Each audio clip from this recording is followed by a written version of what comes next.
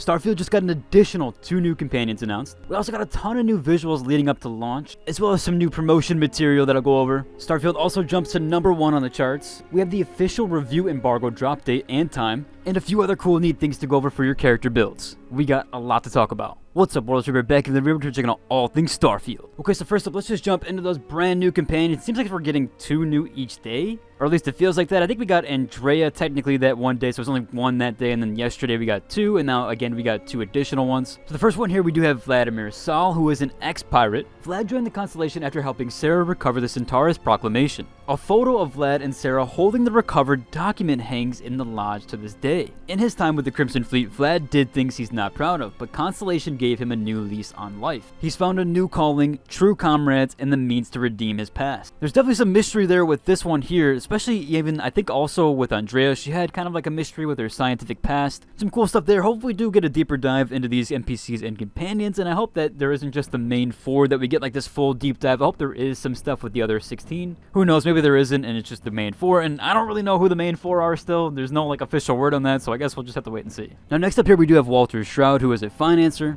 While some members were hesitant to let Walter join, fearing he was buying his way in, his passion and knowledge of founder Sebastian Banks proved sincere enough to gain their approval. Walter has become an important part of the team, bringing Mateo on board and funding projects like the Eye, Constellation's deep space scanner, which is in orbit around Jemison. This dude seemed kind of cool here. He's got like a businessman type-esque, some type of like cyberpunk businessman sort of thing. Kind of reminds me of one of the NPCs in Cyberpunk. I can't remember their name, but there was like, yeah, like a businessman who kind of like you talk to and had arrangements with. I will say for the NPC companions, I'm just not feeling these. I don't know if they're just a little bit too old. I'm hoping we get some younger companions here. These people all seem like they're like really, really old in age and kind of just up there. And I kind of just mean more on the lines of like, I don't know, like a Shadowheart or a Asterion or anything like close to that in relatedness of age. Or at least kind of their looks, like they don't look like they're 40 or 50 plus years old like this. I think it's cool and fine to have a bunch of them that are like a little bit older in age, but man, can we get some diversity at least with that there? I don't know, I hope that we have some different companions here, or like I said, I'm probably just gonna have a solo playthrough, or maybe just have these people on my ship. They seem super interesting, at least some of them do. They seem like really interesting backstories and stuff, but it would be nice to have some that don't look like they need a walking cane all the time, or that they're just completely like way too old. I don't know, I guess I understand it from certain perspectives, but yeah, I thought they were gonna go for something more like Outer Worlds. If you played that, the companions there I think are really, really well done, and they're really deep with their lore and kind of like their story backgrounds. I think Starfield would be like a little bit more of a mature game in that aspect compared to Outer Worlds, but I was kind of hoping for at least NPCs and kind of relatance to that area of age. I don't know if it's just me. I think that's kind of like the general consensus, is they're a little bit older, and for whatever reason that is, especially for other dynamics there, it does seem a bit odd, but I guess we'll just have to wait and see. Now we do have that review embargo date, and there's a bunch of stuff around the review embargoes, but for people that don't know, the review embargo does lift on August 31st at 9 a.m. PST, which if you don't know, that's actually way before the release time, which is August 31st at 5 p.m. PDT. So we get about 8 hours there from the reviews or all that stuff there, or maybe the benchmarks and everything that's coming out until the game comes out.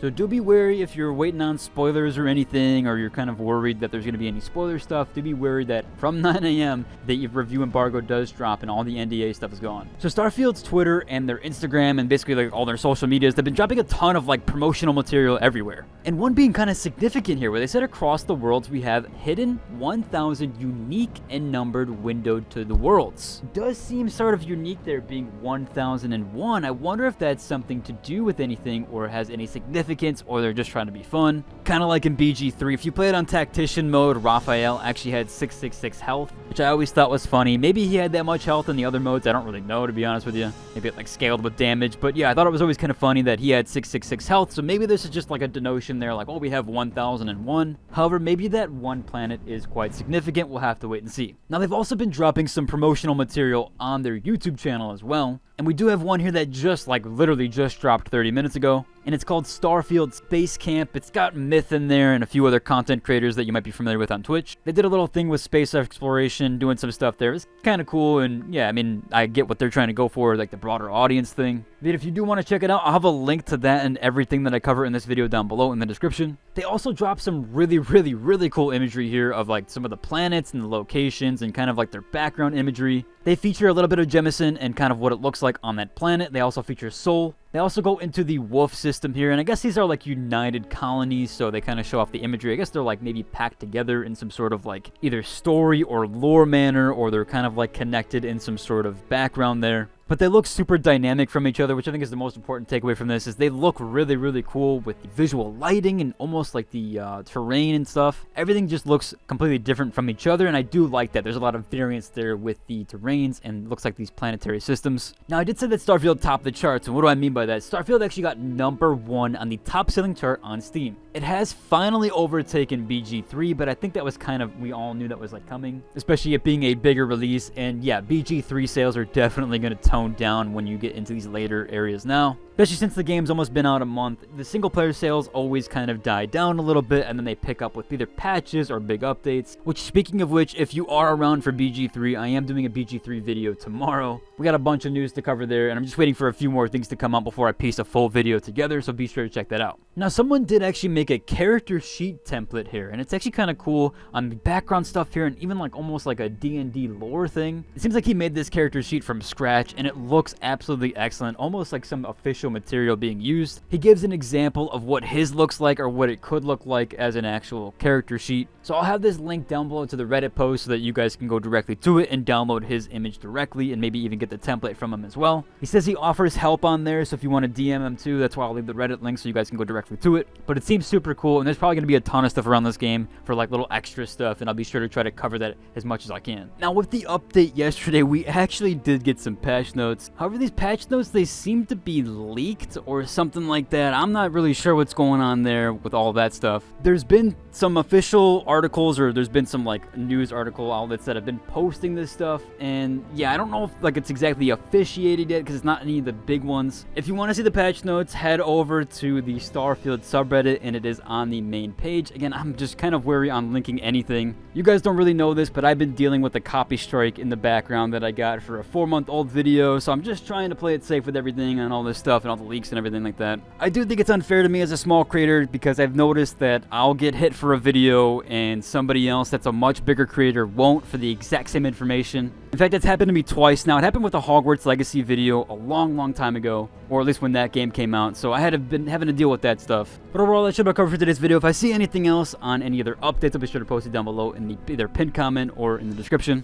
That should be covered for today's video. If you like and subscribe, and until the next, deuces.